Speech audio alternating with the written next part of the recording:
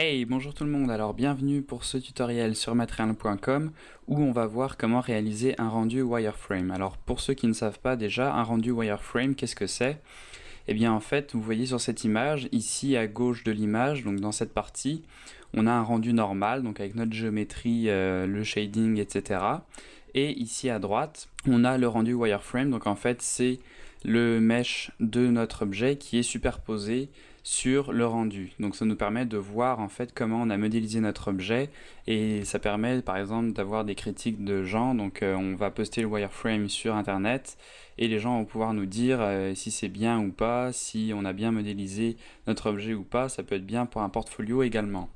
Donc dans Blender, comment faire un rendu en wireframe? Donc on va utiliser les nouveautés de la version 2.67. Donc je tiens à préciser ceci. Vous voyez ici, on est avec la version 2.67 et on va utiliser le Freestyle Render, donc qui n'est pas disponible par défaut dans les versions précédentes. Donc faites bien attention d'être avec la version 2.67. Alors on va venir ici activer le Freestyle. Donc là on n'a pas beaucoup d'options pour l'instant. On va juste réduire le line thickness, donc on va le mettre à quelque chose comme 0.3. Donc ça va être l'épaisseur de nos lignes. Ensuite, on va venir cliquer sur cette petite icône ici qui va nous renvoyer aux options de rendu, donc de la scène, donc dans cette petite icône ici. Donc on vient ici dans les render layers et on a une option freestyle. Donc là, on a un line set qui a été créé par défaut. S'il n'y en a pas, vous avez juste à cliquer sur le petit plus et ça va en créer un. Et on a plein d'options. Alors vous inquiétez pas, ça va être très facile, on va tout simplement venir décocher toutes les options et cocher Edge Mark. Donc Edge Mark, en fait, ça va nous permettre de venir sur notre modèle sélectionner les edges qu'on veut voir au rendu. Donc moi, comme je veux tous les edges de mon objet, je vais venir en mode édition, en mode Edge, je sélectionne l'objet en entier, donc j'appuie sur la touche A, je fais CTRL E, et là je vais faire Mark Freestyle Edge. Donc là, toutes mes arêtes vont passer en vert, comme vous pouvez le voir ici. Et donc ça veut dire que toutes les arêtes de mon objet vont être visibles au rendu avec Freestyle. Donc là ensuite, on fait bien attention d'avoir uniquement cette option de cocher. Et on va venir en bas dans les options ici, sélectionner Color à la place de Stroke. Donc ça va nous permettre de sélectionner une couleur pour nos arêtes. Donc là, par exemple, si on veut faire des arêtes rouges, on peut venir chercher une couleur rouge. Personnellement, je vais venir ici rétablir ça à 1 et baisser un petit peu la valeur pour avoir des arêtes pas totalement noires, mais presque, comme ceci. Et donc là, si on fait un rendu en appuyant sur F12, voilà ce que ça donne.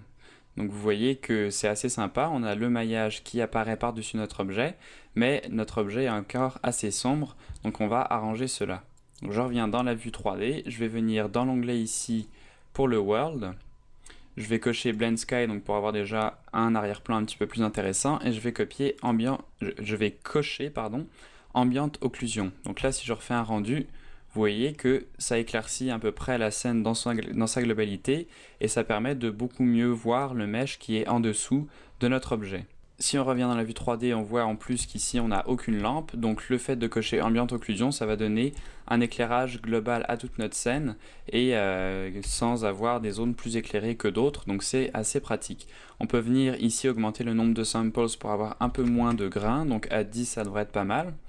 Et si on refait un rendu, voilà ce que ça donne. Donc là c'est pas mal, mais vous voyez que c'est encore assez pas très bien défini. Donc pour ça on va tout simplement venir dans les options de rendu ici. On va augmenter l'anti-aliasing, donc ça à faire attention, hein, ça va augmenter un tout petit peu la qualité, pas beaucoup, mais ça va aussi augmenter le temps de rendu. Donc là quand on a juste une Suzanne ça va, si vous avez vraiment un modèle très complexe avec beaucoup de polygones et surtout beaucoup d'edge, essayez de ne pas trop augmenter l'anti-aliasing à 8, le rendu est quand même déjà pas mal. Pour cette scène, pour cet exemple, je vais le mettre à 16 et je vais également passer ce 50% à 100% histoire d'avoir une plus grande qualité en fait, puisque l'image sera plus grande. Donc là, je refais un rendu et vous allez voir que la qualité est déjà beaucoup mieux que ce qu'on avait avant. Donc là, ça commence à être pas mal. Et si vous voulez, donc vous pouvez venir ici changer donc la couleur de vos lignes, de votre wireframe, refaire un rendu Et voilà donc notre rendu wireframe. Donc n'oubliez pas de venir ici augmenter la résolution. Donc par exemple un 1920 par 1080 c'est pas mal. Et de augmenter l'anti-aliasing si votre scène est assez légère. Petite dernière information ici, donc on l'avait réglé à 0.3. Si vous voulez des lignes plus épaisses, vous pouvez augmenter cette valeur. Donc là par exemple je vais la mettre à 0,6. Et vous allez voir qu'on va avoir un wireframe un peu plus consistant, avec des lignes un peu plus épaisses. Donc là après c'est à vous de voir aussi la densité de votre mesh.